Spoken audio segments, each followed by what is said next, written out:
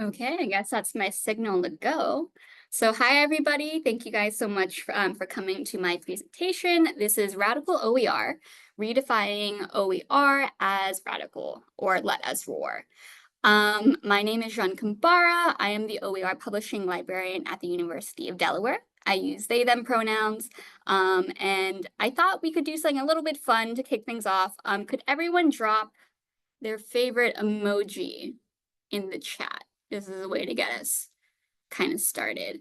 I'm gonna go with the hot pepper. That's spicy. Oh, melting face is good.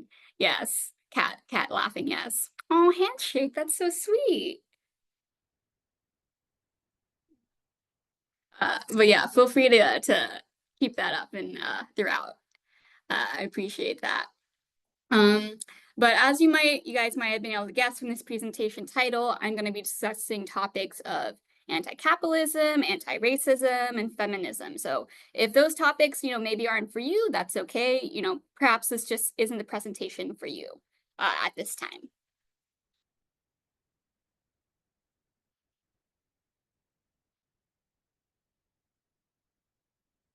So before I begin, I would like to do a quick land acknowledgement. I would like to acknowledge and compensate the Lenape people whose land I am presenting from and is being actively colonized.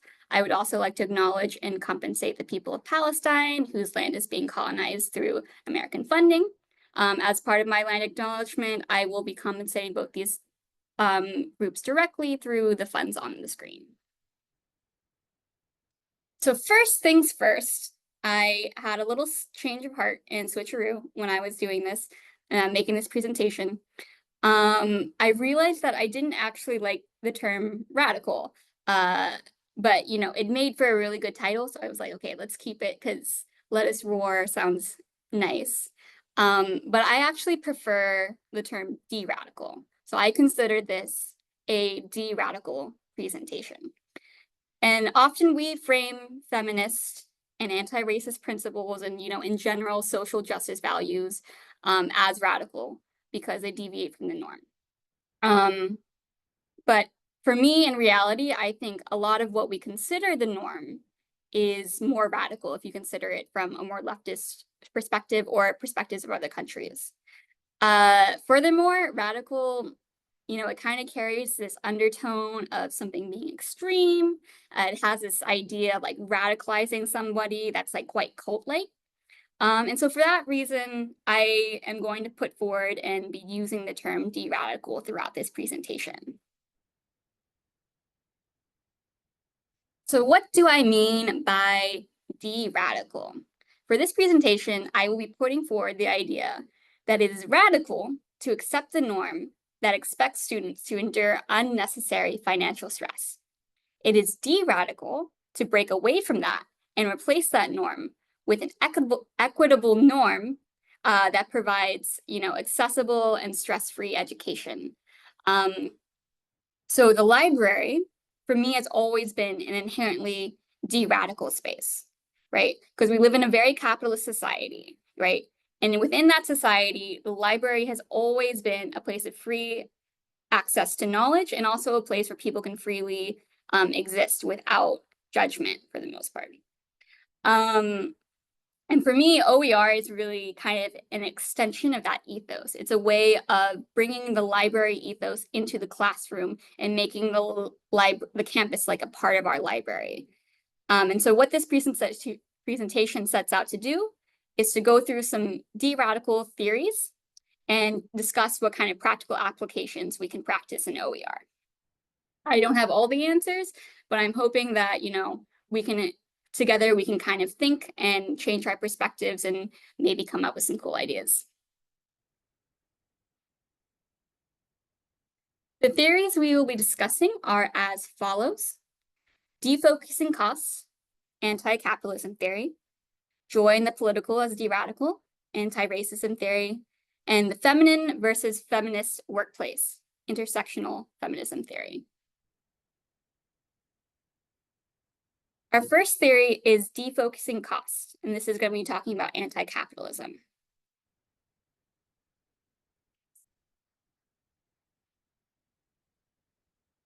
So there was an article by David Wiley that asked, what if we talked about the internet the way we talk about OER? So imagine trying to advocate for email and being like, oh, it's way cheaper than envelopes and stamps. Like, doesn't that sound great?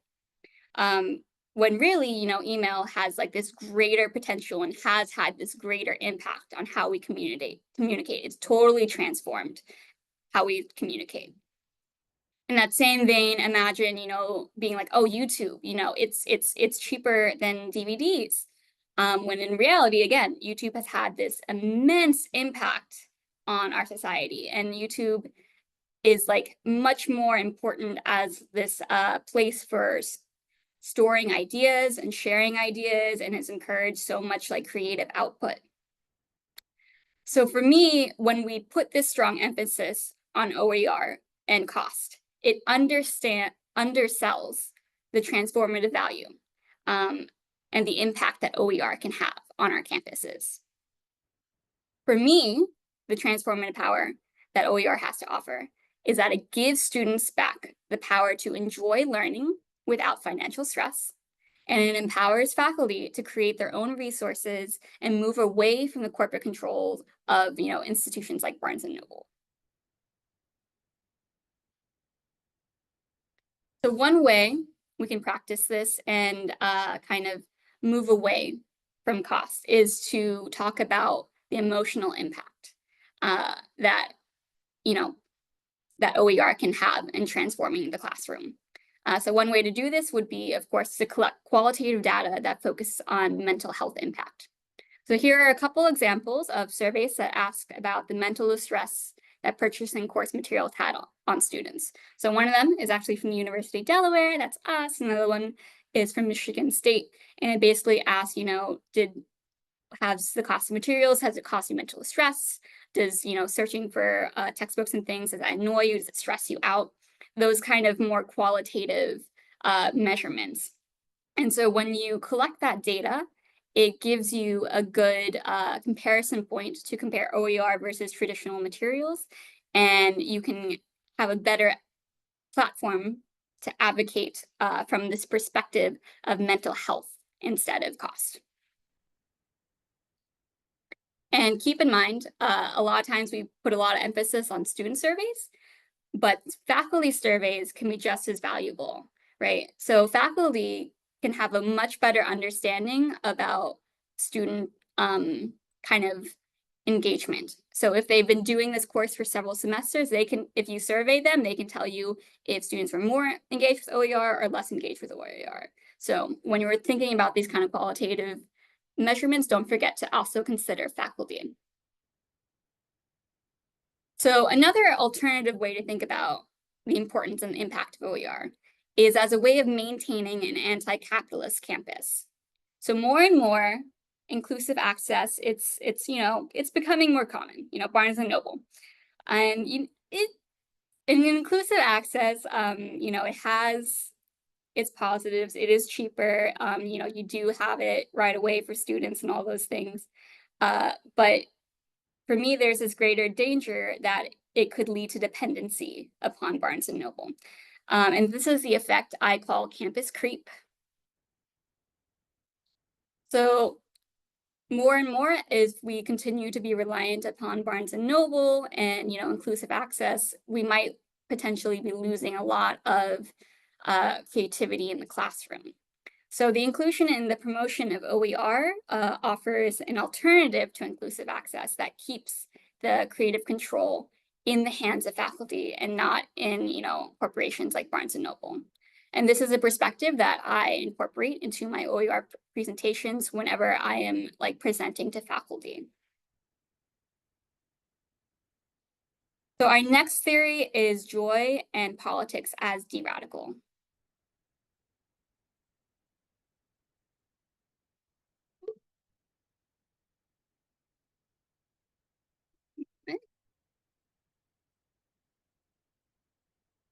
I'm unfortunately having some technicalities, but I will talk you guys all through it. So just listen to my beautiful voice. So this theory draws upon Bell Hook's Teaching to Transgress, which is a book I quote all the time and I'm kind of a broken record about it. But in Teaching to Transgress by Bell Hooks, she discusses her experience with racial integration.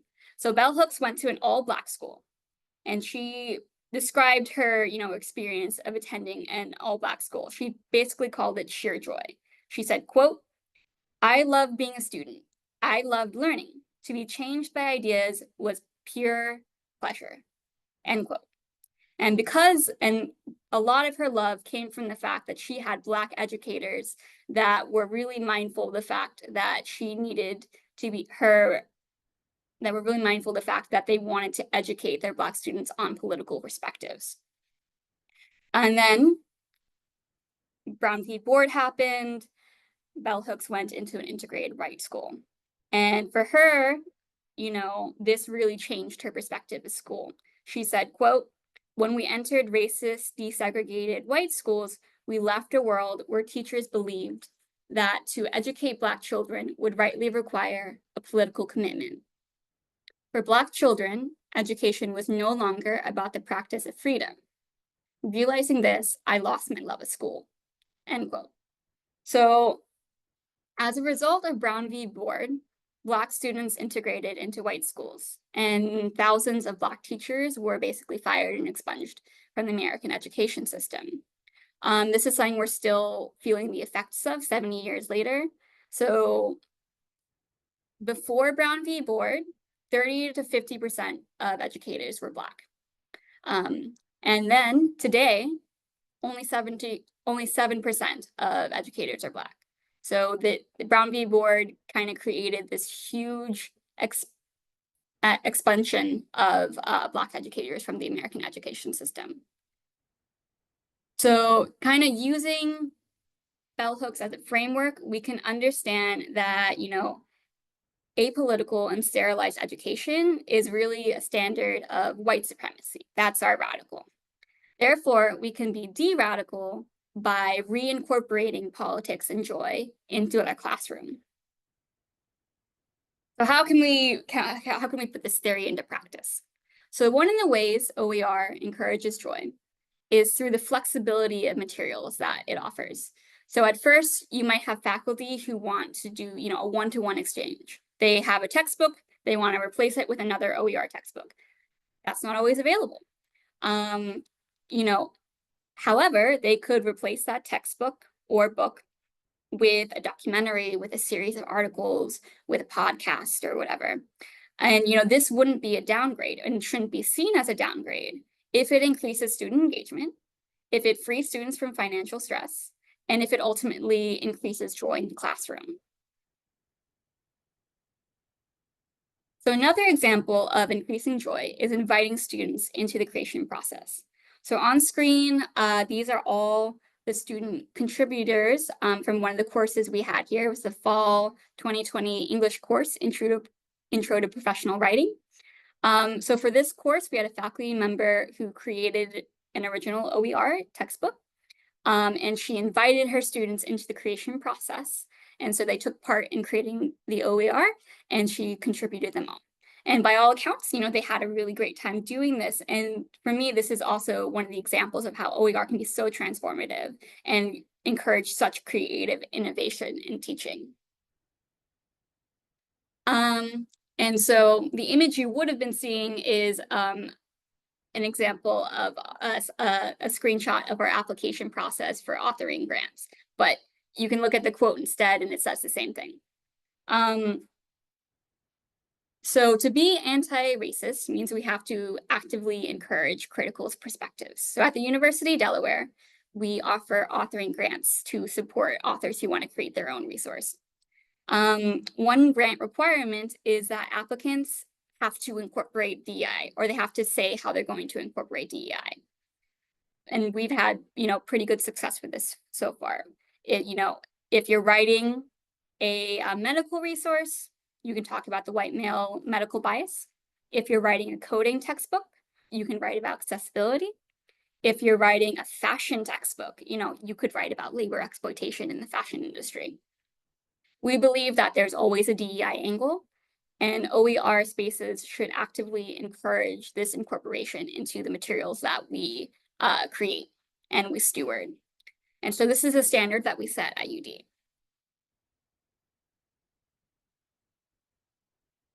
So my final kind of topic on when it comes to anti-racism is that it's really important to consider what it means to support marginalized authors. And, really think about what it means to ask a marginalized author or faculty member or what have you to create a resource that they can't earn money off of, that's not as respected as a traditional published book. And so, maybe it might not be as useful for going towards tenure and things like that. And so when asking marginalized faculty to do labor, it's important to consider how to support them financially. So to that end, you might advocate for grants specific to marginalized authors. OER resources are free, but that doesn't mean the labor that goes into creating them should also be something that we accept for free. We should offer compensation when we can. However, even if you don't have money, and a lot of us don't, a lot of institutions don't, that's okay. There are other ways, right? At the University of Delaware, what we do is the vice provost will write a letter of endorsement for faculty that, work with OER. And that's something they can use in tenure and promotional advocacy. Look, I have this letter from the vice provost of the library talking about the work I did, right? So offering some sort of tangible documentation of endorsement is also a great way to kind of support authors. And furthermore, if we want to support marginalized authors at our institutions, we also need to know if doing OER work will be beneficial for their careers. So this was a big question I had. Like, if I'm gonna try and encourage OER, marginalized authors to do OER, is this gonna actually be beneficial for them to do this labor that they're not gonna get paid for? Is this gonna help them with tenure? So in their career. So so basically what we do is we survey faculty and we ask them what effect OER had on them pursuing tenure promotion. And this has really helped us to understand what impact OER work has on faculty and, if it's beneficial to their careers. And now we are in a place where we can comfortably say, based on the data we got, that, faculty have been using OER as an example of like innovative lesson planning and things like that. And they found it to be beneficial in pursuing, promotions or tenure, things like that.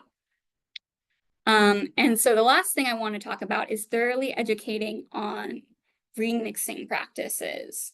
So if a marginalized author creates a work, they create a textbook, they create, a presentation, they create whatever, they create an OER. And that work gets remixed multiple times. A lot of times attribution can kind of get a little fuzzy, because people aren't always the most mindful when they're creating attributions in OER, because they think, oh, this is an open space. If it's CC, but they get a little bit relaxed. And that can kind of create this not so savory place where original attribution to marginalized authors might not get fully translated and might not always carry through in remixes. So to prevent that, we really have to be careful and really be mindful about, thoroughly educating on remixing attribution practices and be like, this is not something you can, skimp on. You have to do this very carefully and very thoroughly. For that reason, it's also very reasonable for a marginalized author to use a non-derivative license to protect their work and say, I don't want anyone to, adapt this or remix this. That, even if that makes it not open or not technically an OER, we have to be mindful about protecting the works of marginalized authors.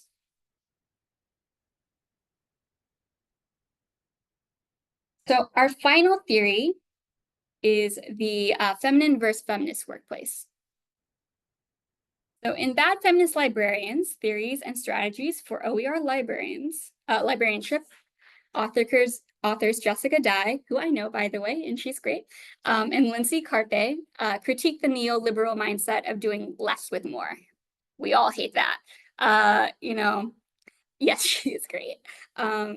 So within OER spaces, librarians frequently have OER thrust upon them, and they're kind of told, do less with more. We know this isn't part of your job, but give it a shot anyways, right? And so as we move forward towards more equitable classrooms, we have to also make sure that we're not reinforcing inequitable practices for ourselves and in our workplace, because that's not fair to us. We want to make sure that we're our best to support people. So when supporting OER and doing OER, it's important to create a feminist workplace rather than just a feminine one. And this is where a feminist workplace is one where, labor expectations are clear. You're getting compensated properly, and not all of us are, and labor is respected. And so here are some kind of tips to create a feminist workplace. So the first tip is that, OER should be treated as its own thing and not as an added expectation. So set clear boundaries if you get assigned to do OER work. Dye and Carpe recommend in their paper to ask 3 questions. So the questions are, what are the expectations or goals? How much of my time will go towards OER? And what support will I get? Once you ask these questions and you get the answers, if you're not sure what to do with the information, you're like, oh, I don't know if this is fair or not, reach out to an OER librarian. I can tell you, oh, that's not a fair expectation. They should not be asking you that. Tell them this. Rely on your community and create a welcoming and engaging community. But really, if your institution is serious about OER, then suggest they hire a full-time OER librarian and not make you do the work. So on screen is a brief snapshot of my first year or so working as an OER publishing librarian, right? My institution had a very specific and kind of lofty goal to launch an open digital press. So they hired me. They hired a specific librarian, right? It is possible to kind of, do OER without a dedicated librarian, but if your institution has major goals and they want them to last long-term, those goals have to have, dedicated labor. So my next suggestion is that learning scaffolding has to be in place. So that means professional development coverage to go to conferences and course coverage to get certifications. So if you ask them what support is in place and they don't offer you professional development, nope, don't do that. The next tip I have is to disseminate knowledge of OER to various departments to make OER kind of a library-wide initiative, not just a U initiative or an individual initiative, or even just a 1 or 2 person initiative, right? So a great example of this is we trained our liaison and subject librarians to have a basic knowledge of OER. So when faculty come to them looking for resources, our liaison librarians can recommend them OER, can show them how to find OER. And so that's a way that, it's not all on one single librarian, it's a library-wide sort of contribution. And of course, if you do try and, bring in other librarians, be respectful of, of their time, because none of us want to do extra things. But my last one for you guys is to document your work. So a lot of OER work is invisible. Maybe you're doing outreach that doesn't even go anywhere or pay off. Maybe you're spending days trying to strategize and research, and you might not have a record that you've done all that labor. So keeping just simple documentations, you spent X amount of time researching Y, you spent X amount of time doing outreach to Y department, keeping a checklist of decisions you've made towards troubleshooting a goal, take notes at meetings you have related to OER, because you may or may not have a supervisor that understands the labor that you're doing if they can't have some way to see it. So keeping documentation like that can be really helpful to kind of negotiate, potentially a pay increase or something like that. And then the last thing I would say is to make sure your position description is updated, because you want to include the OER work that you're doing, and a lot of times that's kind of gets left off the wayside. So make sure your position description is updated if you're doing OER work. Okay, so that's all that I could fit in 20 minutes for you guys. I know we covered a lot and I went kind of quickly, but I'm happy to take questions at this time.